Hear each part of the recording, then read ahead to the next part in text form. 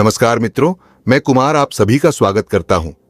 एक बार फिर से लेकर आया हूं बहुत ही सच्ची घटनाओं पर आधारित एक कब्रिस्तान की सच्ची कथा। यह कहानी आपको डराएगी, सोचने पर मजबूर करेगी और अद्भुत रहस्यों से भरी होगी। तो चलिए बिना किसी देरी के शुरू करते हैं यह रहस्यमयी यात्रा। साउथ पार्क कब्रिस्तान कोलकाता का एक भूतिया स्थल है जिसे अक्सर आत्माओं और रहस्यमय घटनाओं के लिए जाना जाता है। यह कब्रिस्तान अपनी प्राचीनता और इतिहास के लिए प्रसिद्ध है, जहां हर कब्र के पीछे एक अनकही कहानी छिपी हुई है। लोग यहां अक्सर शांति और सन्नाटे के लिए आते हैं, लेकिन साथ ही इस स्थल की खौफनाक कहानियां भी उन्हें आकर्षित करती हैं। इस कब्रिस्तान में कुछ अंधेरी और डरावनी रातें होती हैं, जहां लोग कहते हैं कि आत्माएं रात के समय जाग उठती है। यहां एक तंत्रिक बाबा कालेश्वर ने अपने 4 चेले छापड़ों के साथ एक आत्मा को जगाने का संकल्प लिया। बाबा की तंत्र विद्या और आत्माओं के बीच का संघर्ष कब्रिस्तान में नए रहस्यों को उजागर करता है।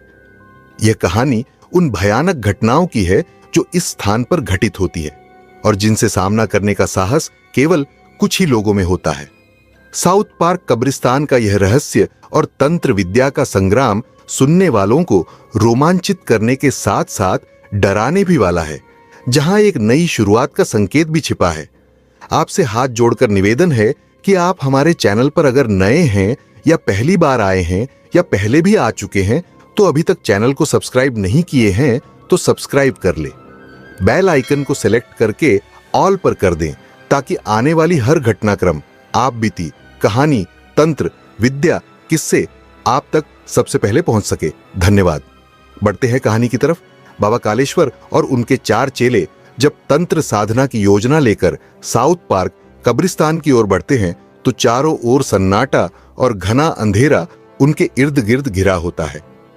उनके हर कदम के साथ मानो कब्रिस्तान की ठंडी हवाएं एक अज्ञात भय को जन्म दे रही थीं।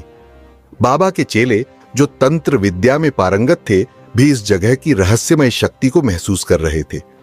पुराने पेड़ों की सरसराहट और जमीन में दबे हुए मृत आत्माओं की फुसफुसाहट से हर कोई विचलित था। जैसे जैसे वे कब्रिस्तान के अंदर प्रवेश करते हैं, उन्हें यह एहसास होने लगता है कि यह साधारण जगह नहीं है। यह वह जगह है जहां सदियों पहले तांत्रिकों ने अपनी साधनाएं की थीं और अपनी तांत्रिक शक्तियों को जागृत करने के लिए बलिदान किए थे। कब्रों के बीच से आने वाली रहस्यमयी आवाजें और ठंडी हवाओं में बहने वाली दुर्गंध बाबा और उनके चेलों के दिलों में एक डरावनी आशंका भर देती है। इस अनजानी ताकत से सामना करने की तैयारी में बाबा ने अपने चेलों को निर्देश दिए कि वे सभी साधनाएं शुरू करने से पहले खुद को मानसिक रूप से तैयार करें। उन्हें यह मालूम था कि इस कब्रिस्तान में साधना करना आसान नहीं होगा।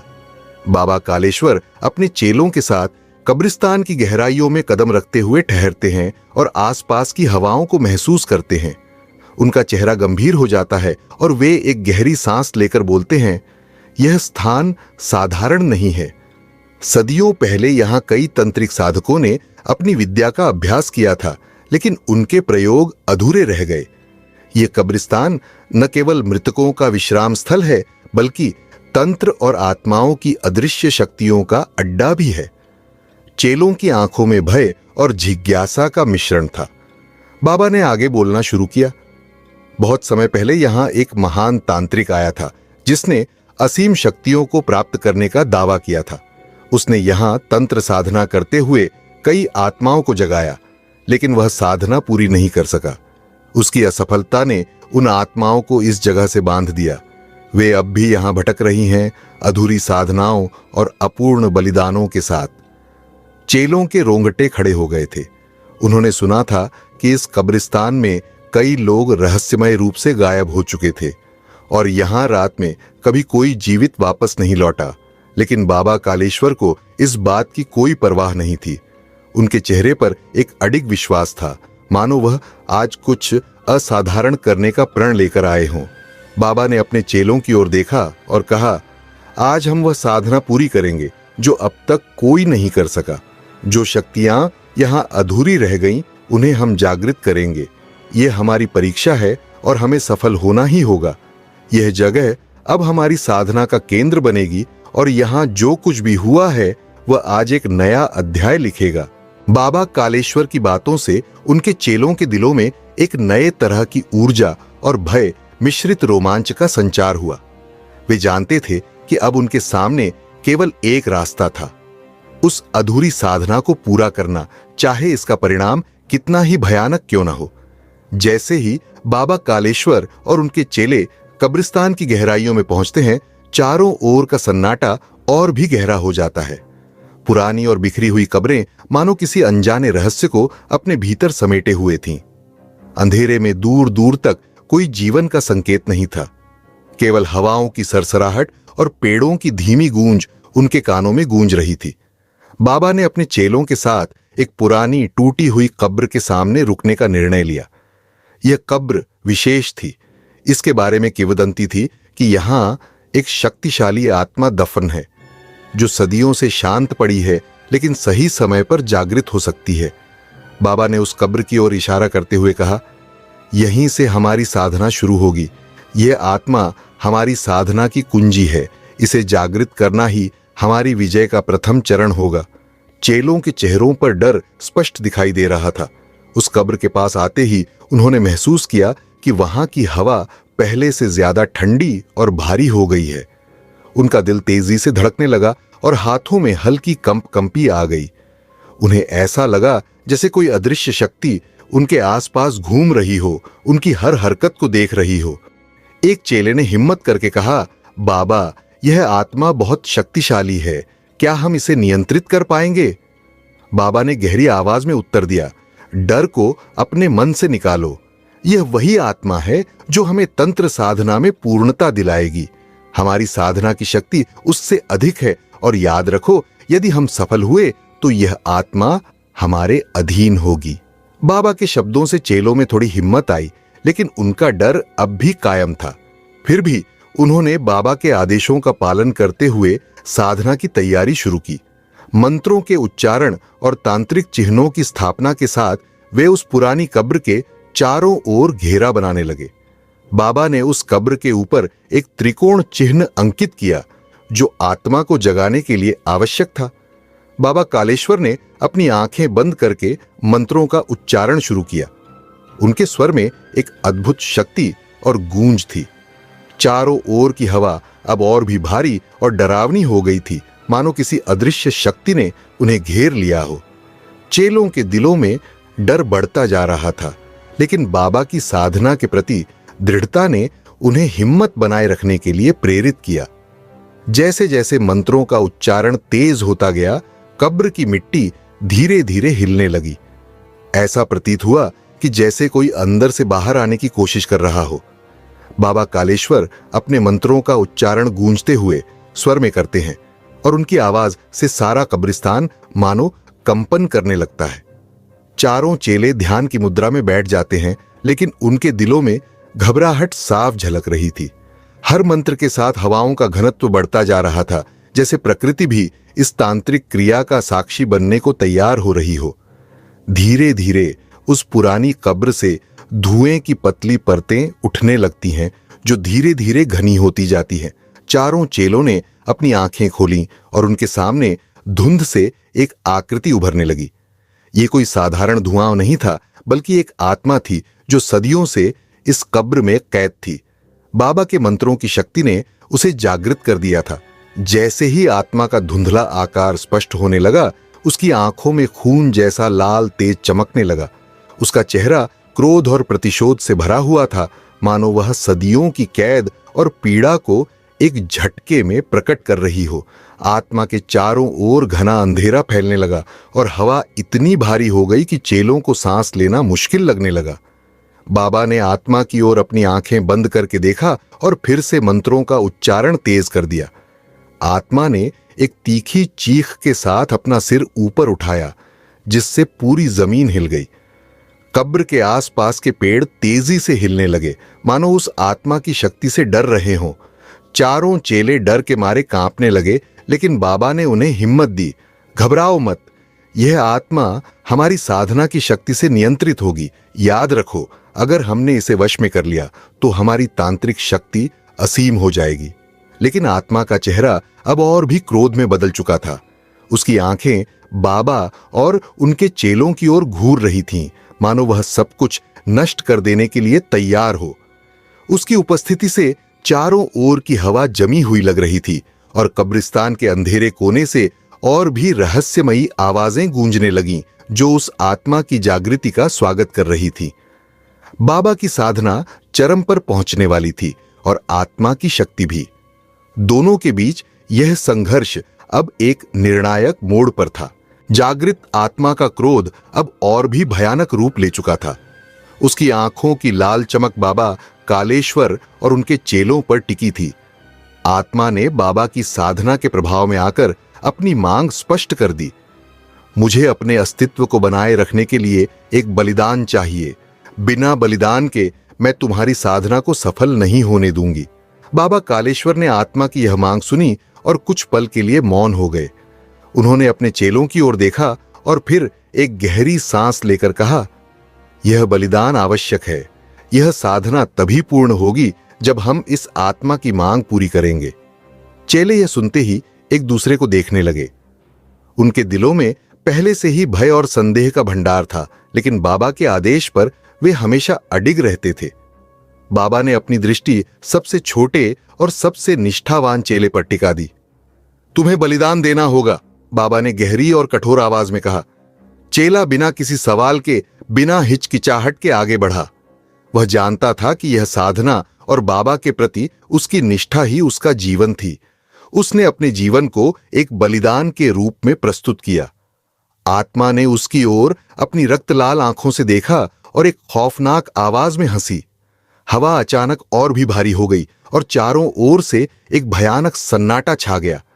चेला आत्मा के सामने खड़ा रहा और एक क्षण बाद आत्मा ने उसे अपने भीतर खींच लिया। चेले की चीखें हवा में गूंज उठीं और उसकी पीड़ा कब्रिस्तान की हर दिशा में फैल गई। उसकी आत्मा उस जागृत आत्मा के भीतर समा गई और उसकी दर्दनाक चीत्कार कब्रिस्तान के हर पेड़ और हर पत्थर में दर्ज हो गई। बाकी तीनों चेले भय से कांप रहे थे। उनकी आंखों में डर और असहायता साफ झलक रही थी। बाबा ने मंत्रों का उच्चारण जारी रखा, मानो कुछ हुआ ही न हो। उनकी साधना अब अपने अंतिम चरण में थी, परंतु आत्मा को अब और शक्ति मिल गई थी और उसका प्रचंड रूप चेलों के दिलों में और भी गहरे भय को जन्म दे रहा था। आत्मा का चेहरा अब और भी भयंकर हो चुका था। उसके जागृत होने के बाद अब केवल बाबा की साधना और बलिदान ही उसे संतुष्ट कर सकते थे। लेकिन चेलों के दिलों में यह सवाल उठने लगा कि क्या बाबा की साधना वाकई इस आत्मा को नियंत्रित कर पाएगी या वे सभी इस आत्मा के क्रोध का शिकार बन जाएंगे। बलिदान के बाद कब्रिस्तान के सन्नाटे में एक अजीब सी हलचल शुरू हो गई। जैसे ही वह जागृत आत्मा अपने बलिदान को समेटती है, उसकी उपस्थिति से पूरी धरती हिलने लगती है। एक भयानक गूंज के साथ हर कब्र से मिट्टी उछलने लगती है और वहां दफन आत्माएं जागने लगती है। कब्रिस्तान का हर कोना अब जैसे किसी प्राचीन शक्ति से संचालित हो रहा था। बाबा कालेश्वर ने अपनी साधना में इतनी भीषण शक्तियों को बुला लिया था कि अब वे खुद उनके नियंत्रण से बाहर हो गई थीं। एक एक करके हर कब्र से आत्माएं अपने गुस्से और पीड़ा के साथ बाहर निकलने लगीं। ये आत्माएं अपने पिछले जीवन के अतीत से भरी हुई थीं। कोई हत्या का शिकार था, कोई अन्याय से पीड़ित। उनके चेहरों पर भयंकर क्रोध और दर्द के निशान थे। आत्माओं की संख्या इतनी बढ़ गई कि पूरा साउथ पार्क कब्रिस्तान अब उनकी उपस्थिति से भर गया।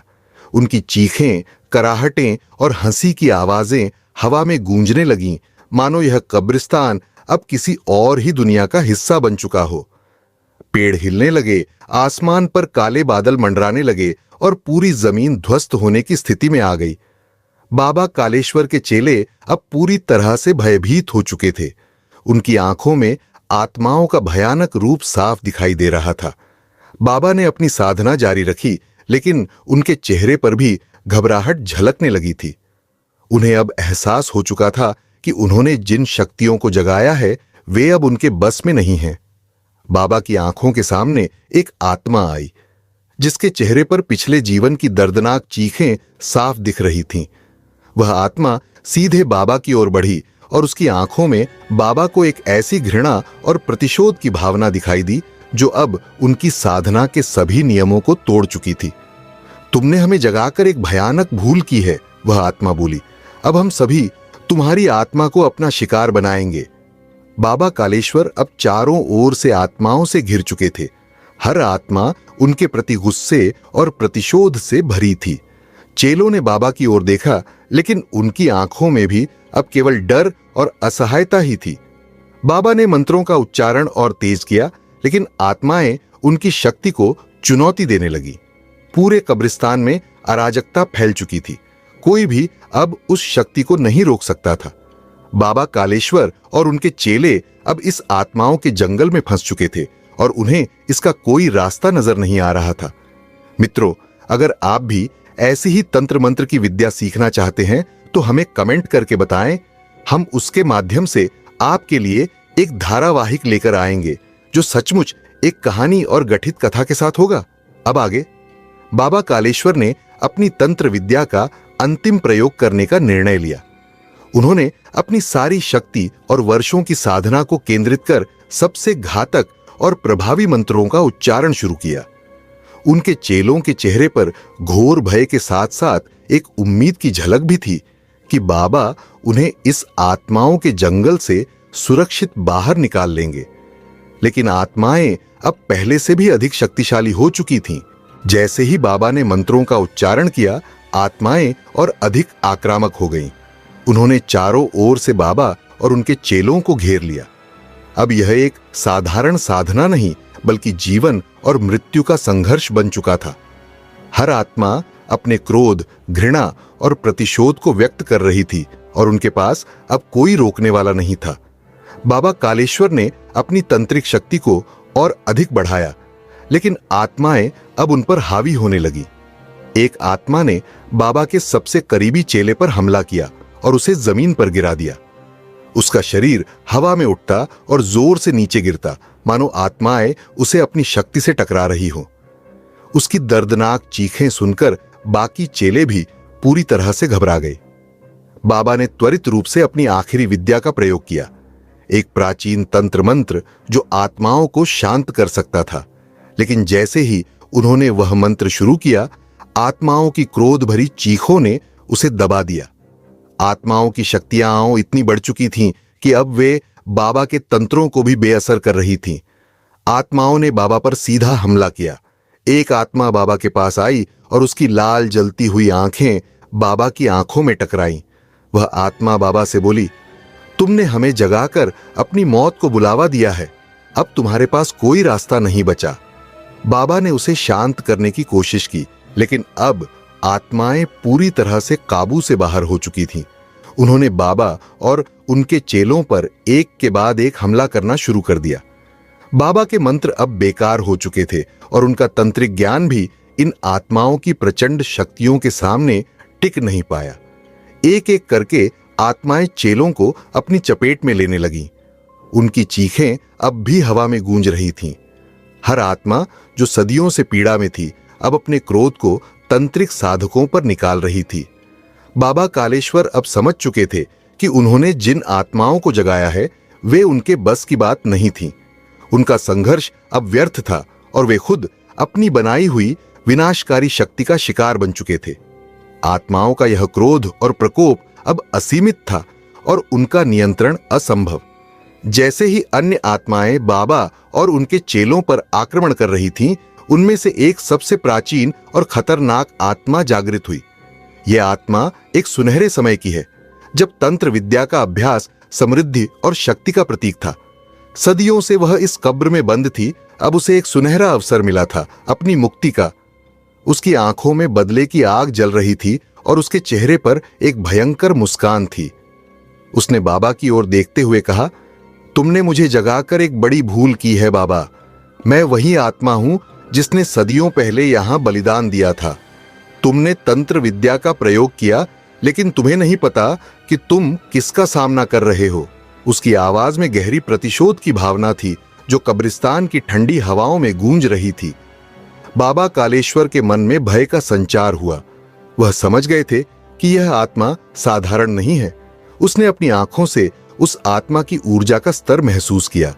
वह आत्मा एक प्राचीन तंत्रिक साधक की थी, जिसे उस समय के शक्तिशाली तंत्रों से बंदी बनाया गया था। उसकी चतुराई और शक्ति अद्वितीय थी और अब वह अपने भूतपूर्व कर्मों का प्रतिशोध लेने के लिए तैयार थी। तुम्हारे साधना का यह स्थान कभी भी तुम्हारा नहीं था बाबा, उसने कहा। यहाँ की हर आत्मा, हर कब्र मेरी शक्ति का हिस्सा है। मैं सदियों से बंधी हुई थी, लेकिन अब मैं मुक्त हूं। तुम्हारे तंत्र ने मुझे फिर से जीवित कर दिया है, लेकिन तुम्हारे लिए यह अंतिम क्षण है। बाबा ने उसे रोकने का प्रयास किया। मैं तुमसे निवेदन करता हूं, शांत हो जाओ। हम यहां तुमसे शक्ति प्राप्त करने के लिए नहीं आए थे। हम केवल ज्ञान की खोज में हैं। लेकिन प्राचीन आत्मा का क्रोध और भी बढ़ गया। ज्ञान, तुम क्या जानते हो ज्ञान के बारे में? तुमने हमारे गुप्त तंत्र को बेकार किया है और अब तुम मेरे सामने हो। अब तुम मेरी शक्ति का अनुभव करोगे। उसने अपनी आंखें बंद की और एक भयानक मंत्र का उच्चारण किया। अचानक चारों ओर की हवा में एक घनत्व उत्पन्न होने लगा। बाबा कालेश्वर ने देखा कि उसके चारों चेलों के शरीर पर जैसे एक अदृश्य ताकत का असर होने लगा। वे जमीन पर गिरने लगे और उनकी चीखें उस कब्रिस्तान में गूंजने लगीं। बाबा को एहसास हुआ कि यह आत्मा अपने भूतपूर्व कर्मों को याद कर रही थी और अब वह अपनी शक्ति का पूरा उपयोग कर रही थी। वह एक अद्वितीय तंत्र विद्या को संचालित कर रही थी, जो जीवित और मृत आत्माओं को नियंत्रित करने की क्षमता रखती थी। तुमने मुझे जगाया है बाबा, उसने फिर से कहा। अब देखो मैं तुम्हारे तंत्र को कैसे समाप्त करती हूं। मैं तुम्हारे सृष्टि को नष्ट कर दूंगी। बाबा ने अपनी तंत्र विद्या को फिर से समेटने की कोशिश की, लेकिन वह आत्मा अब पूरी तरह से हावी हो चुकी थी। उनका हर मंत्र उस प्राचीन आत्मा की शक्ति के सामने नाकाम हो रहा था। कब्रिस्तान में चारों ओर अंधेरा छा गया और बाबा को एहसास हुआ कि यह केवल शुरुआत थी। उनके लिए अब एक ही विकल्प था, अपने साधनों को एकजुट करना और उस प्राचीन आत्मा से बचने की कोशिश करना। लेकिन क्या वे इस भयंकर शक्ति का सामना कर सकेंगे? यह सवाल अब उनके मन में धुंधला हो चुका था, क्योंकि कब्रिस्तान की शक्तियां अब उनके ऊपर हावी हो रही थीं। बाबा कालेश्वर ने एक गहरी सांस ली और अपनी सबसे गूढ़ तंत्र विद्या को सक्रिय करने का निर्णय लिया। यह उनके लिए एक अंतिम प्रयास था, एक ऐसा दांव जो या तो उन्हें जीत दिलाएगा या उनके जीवन का अंत करेगा। उन्होंने अपने मन में मंत्रों को एकत्र किया और अपने चारों ओर बिखरी आत्माओं की ऊर्जा को समेटने का प्रयास किया। ओ शक्तिशाली आत्माएं, उन्होंने गहरी आवाज में कहा, मैं तुम्हें नियंत्रित करने की क्षमता रखता हूं। मेरे मंत्र तुम्हारी क्रोध को शांत कर देंगे। उनकी आंखों में एक चमक थी, लेकिन वे जानते थे कि यह संघर्ष कितना कठिन होने वाला था। जैसे ही उन्होंने मंत्र का उच्चारण करना शुरू किया, उनकी आवाज कब्रिस्तान में गूंजने लगी। पहले तो आत्माएं थोड़ी देर के लिए चुप रहीं, मानो उनकी शक्ति में कमी आ गई हो। लेकिन फिर अचानक उन्होंने एक भयंकर चीख के साथ पुनः आक्रमण किया। उनकी शक्ति इतनी प्रबल थी कि जैसे ही बाबा ने मंत्र का उच्चारण किया, कुछ क्षणों में ही 2 चेलों पर आत्माओं का प्रकोप बढ़ गया। बचाओ! एक चेला चीखा, लेकिन इससे पहले कि बाबा कुछ कर पाते, उस चेला का शरीर एक आत्मा द्वारा अपनी चपेट में ले लिया गया। उसके चेहरे पर डर और दर्द था और फिर वह अचानक उस भीषण शक्ति के आगे असहाय हो गया। उसकी आंखों में आत्मा का क्रोध साफ नजर आ रहा था। वह चेला जमीन पर गिर पड़ा। उसकी आत्मा अब उस कब्रिस्तान के अंधेरे में खो गई। दूसरा चेला, जो अपनी आंखों में आशा लेकर बाबा की ओर देख रहा था, अचानक एक और आत्मा के प्रकोप का शिकार हो गया। उसकी चीखें हवाओं में लहराने लगीं और बाबा ने देखा कि उसकी शक्ति भी धीरे धीरे खत्म हो रही है। अब उनके पास केवल एक चेला बचा था और यह स्थिति उनके लिए अत्यंत खतरनाक हो चुकी थी। बाबा कालेश्वर की आंखों में आंसू थे, लेकिन वे हार मानने के लिए तैयार नहीं थे। उन्होंने अपनी तंत्र विद्या को एक बार फिर से संकेंद्रित किया। मैं तुमसे लड़ूंगा, उन्होंने जोर से कहा। मैं तुम्हें नियंत्रित करूंगा, तुम मुझे नहीं रोक सकती। उनकी आवाज में दृढ़ता थी, लेकिन आत्माओं की शक्ति अब इतनी प्रबल हो चुकी थी कि वह केवल एक साधक की शक्ति से कहीं अधिक थी।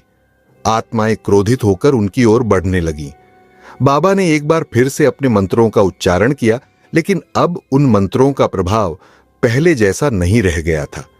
एक भयंकर युद्ध चल रहा था, जिसमें जीवन और मृत्यु के बीच का संतुलन पूरी तरह से गड़बड़ा चुका था।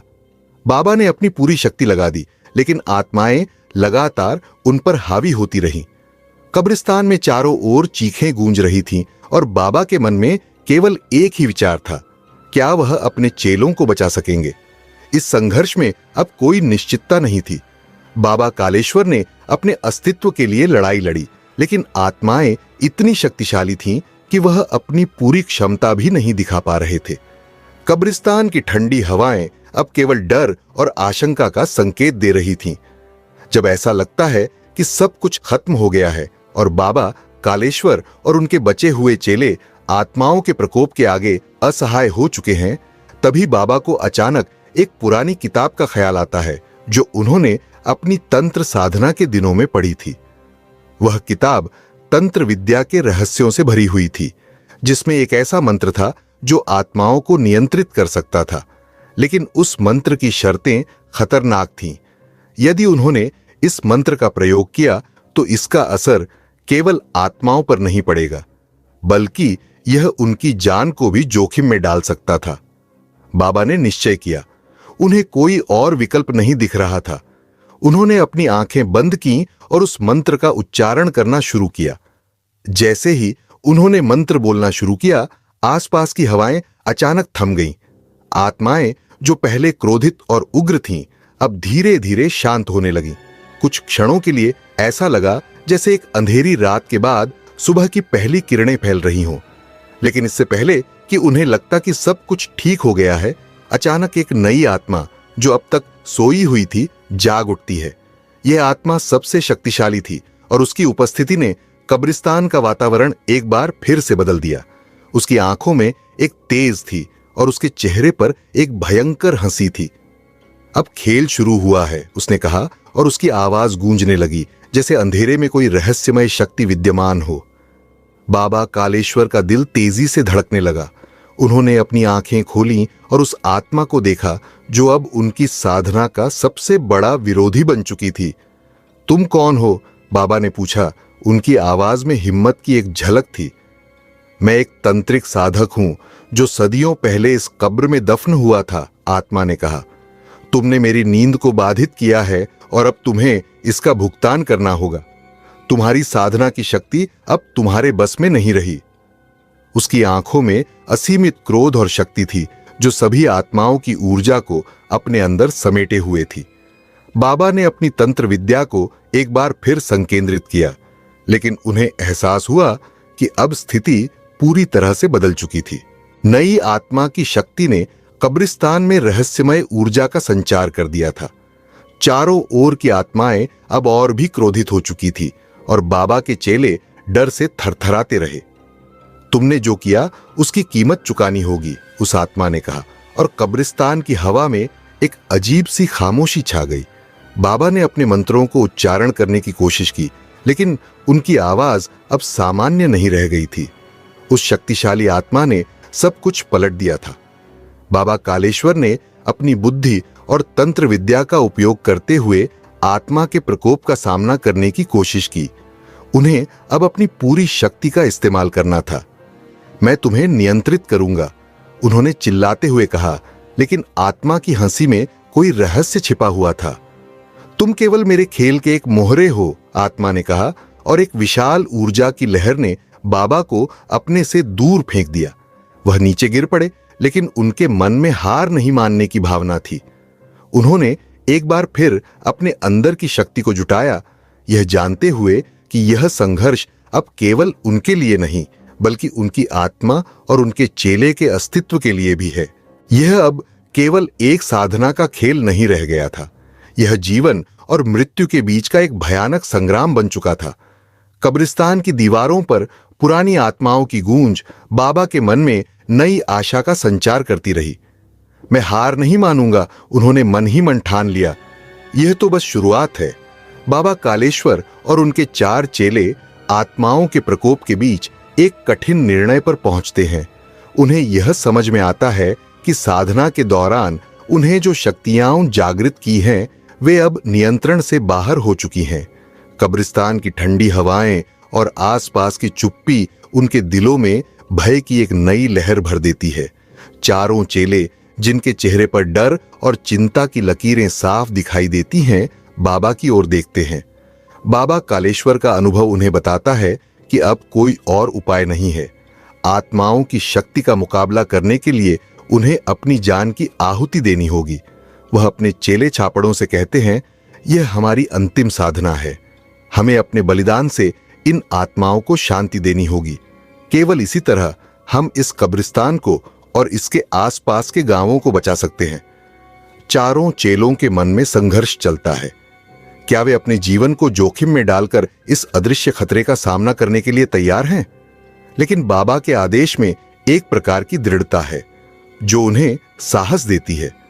वे जानते हैं कि यदि उन्होंने इस अवसर को खो दिया तो न केवल उनकी आत्माएं बल्कि कई निर्दोष लोग भी इस प्रकोप का शिकार बनेंगे। इस बलिदान के क्षण में वे एक दूसरे का हाथ पकड़कर एक साथ खड़े होते हैं। बाबा अपने मंत्रों का उच्चारण करते हैं और चारों ओर से एक तीव्र ऊर्जा का संचार होता है। यह एक अंधेरी रात है, लेकिन उनके दिलों में एक अजीब सी रोशनी चमकती है। जैसे ही वे मंत्रों का उच्चारण करते हैं, उनके चारों ओर एक भयंकर ऊर्जा इकट्ठा होने लगती है। आत्माएं जो अब तक चुप थीं, धीरे धीरे जागने लगती हैं। बाबा और उनके चेलों का बलिदान अब इमिनेंट है। वे जानते हैं कि इस बलिदान के बिना यह संघर्ष कभी समाप्त नहीं होगा। जैसे ही उन्होंने एक दूसरे की आंखों में देखता है, उन्हें एहसास होता है कि उनका यह निर्णय केवल उन्हें नहीं बल्कि उन आत्माओं को भी शांति प्रदान करेगा जो सदियों से इस कब्रिस्तान में बंद थीं। इस तरह बलिदान का निर्णय लेना उनके लिए केवल एक व्यक्तिगत कदम नहीं बल्कि एक पवित्र दायित्व बन जाता है। यह उनकी तंत्र विद्या की अंतिम परीक्षा है और वे सभी मिलकर इस धुन में अपने जीवन की आहुति देने के लिए तत्पर हैं। जैसे ही बाबा कालेश्वर और उनके चार चेले आत्माओं के साथ अपने अंतिम संघर्ष में जुट जाते हैं, चारों ओर एक अद्भुत चुप्पी छा जाती है। बाबा ने अपनी आंखें बंद कर ली हैं और वह गहरी सांस लेते हैं। उनका मन मंत्रों की धुन में डूबा हुआ है। इस पल का हर एक मंत्र उनके लिए केवल शब्द नहीं है बल्कि उनकी पूरी आस्था और बलिदान की भावना का प्रतिनिधित्व करता है। बाबा अपने हाथों को आसमान की ओर उठाते हैं और पहले मंत्र का उच्चारण करते हैं, एयुएम त्र्यंबकम यजामहे सुगंधिम पुष्टिवर्धनम। जैसे ही वह यह मंत्र बोलते हैं, चारों चेले उनके इर्द गिर्द ध्यान में बैठ जाते हैं। मंत्र की गूंज कब्रिस्तान में गहराई से प्रतिध्वनित होती है और धीरे धीरे कब्र के चारों ओर एक हल्की रोशनी फैलने लगती है। अब बाबा अपनी तंत्र विद्या का प्रयोग करते हुए एक विशेष विधि में मंत्रों का उच्चारण शुरू करते हैं। वह अपने चेले चापड़ों को निर्देश देते हैं कि वे भी उनका साथ दें। जैसे जैसे मंत्रों की ध्वनि गहरी होती जाती है, चारों चेले एक साथ बोलते हैं, हे आत्माएं, हमें क्षमा करो, हम तुम्हें शांति देने के लिए यहां आए हैं।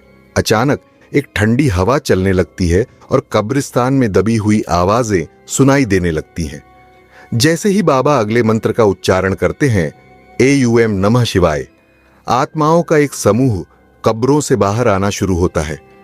बाबा ने इस मंत्र के माध्यम से आत्माओं को आमंत्रित किया है और उनका बलिदान अब केवल एक प्रक्रिया नहीं बल्कि एक अनिवार्यता बन चुका है। अब बाबा की आवाज में गहराई आ गई है। वह अपने चारों चेले छापड़ों को एक बार फिर से प्रोत्साहित करते हैं, हम सबको मिलकर इस प्रक्रिया को पूरा करना होगा।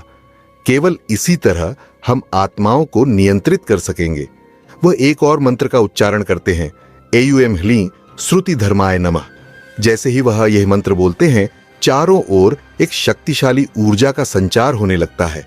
उनकी आंखें चमकती हैं और उनके भीतर एक नई ऊर्जा का संचार होता है। यह क्षण उनके जीवन का सबसे महत्वपूर्ण क्षण बन जाता है, जहां वे अपने अस्तित्व को तंत्र विद्या के लिए बलिदान करने के लिए तैयार हैं। इस प्रक्रिया के दौरान बाबा अपने चेले चापड़ों से कहते हैं, अब हमें अपनी आत्माओं को भी तैयार करना होगा। हमें उन्हें विश्वास दिलाना होगा कि हम उन्हें मुक्ति दिलाने के लिए यहां हैं। जैसे ही वे मंत्रों का उच्चारण करते हैं, एक अद्भुत दृश्य सामने आता है। चारों चेले अपने हाथों को उठाते हैं और एकत्रित ऊर्जा उनके चारों ओर एक चक्र का निर्माण करती है। इस चक्र के भीतर आत्माएं जागृत होकर उन पर निर्भर हो जाती है। बाबा कालेश्वर अब अपने अंतिम मंत्र का उच्चारण करने के लिए तैयार हैं। उनके चेहरे पर एक दृढ़ता है जो दर्शाती है कि वह इस समय को एक नई शुरुआत के रूप में देख रहे हैं। एयूएम तत्सत कहते हुए बाबा अपने बलिदान की अंतिम प्रक्रिया में प्रवेश करते हैं।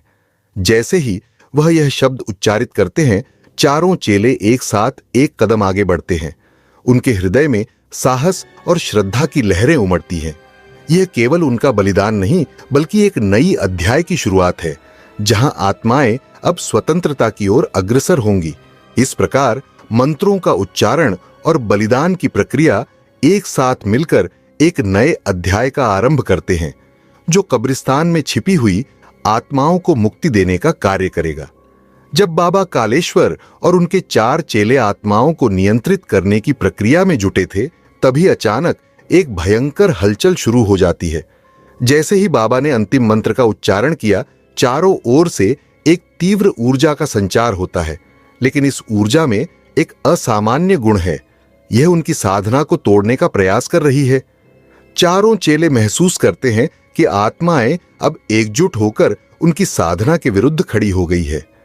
वे एक अदृश्य शक्ति के संपर्क में आ जाते हैं, जो उन्हें अपने मंत्रों को उच्चारित करने से रोकने की कोशिश कर रही है।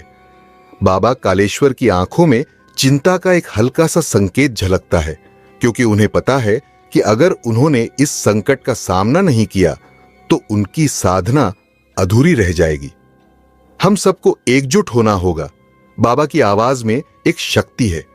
वे अपने चेले छापड़ों को निर्देश देते हैं कि वे ध्यान केंद्रित करें और एकजुट होकर मंत्रों का उच्चारण करें। लेकिन जैसे ही वे एक साथ मंत्रों का उच्चारण करते हैं, वे महसूस करते हैं कि आत्माएं अब उनके खिलाफ भयंकर तरीके से उग्र हो रही हैं। इस नए संकट का सामना करने के लिए बाबा अपने गहरे ज्ञान का सहारा लेते हैं। वह अपनी पुरानी तंत्र विद्या की किताब को खोलते हैं और एक प्राचीन मंत्र का चयन करते हैं, जिसे निज बलिदान कहा जाता है।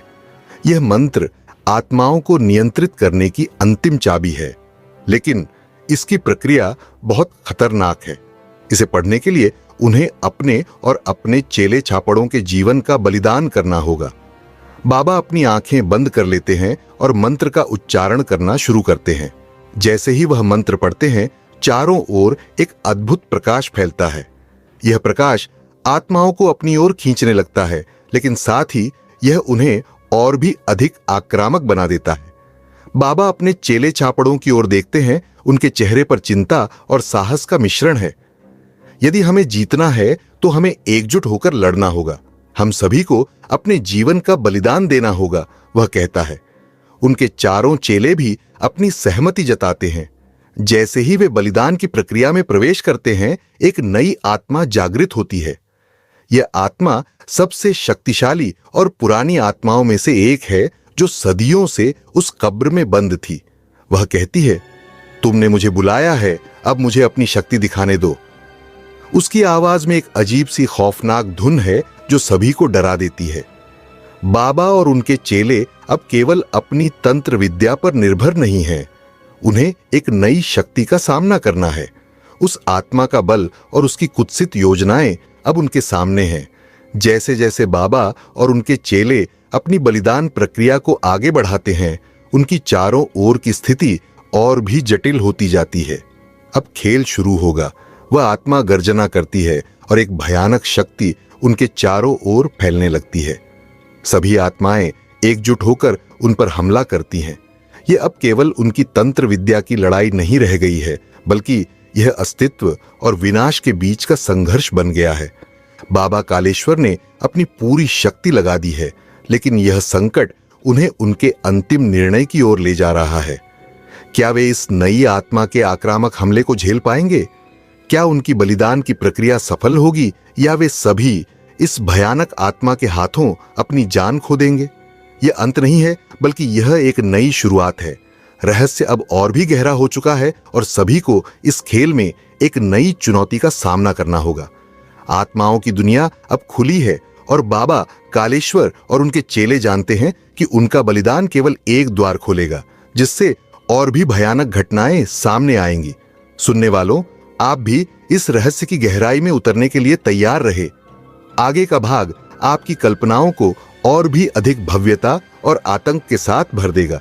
क्या बाबा कालेश्वर और उनके चेले इस अनजाने संकट का सामना कर पाएंगे?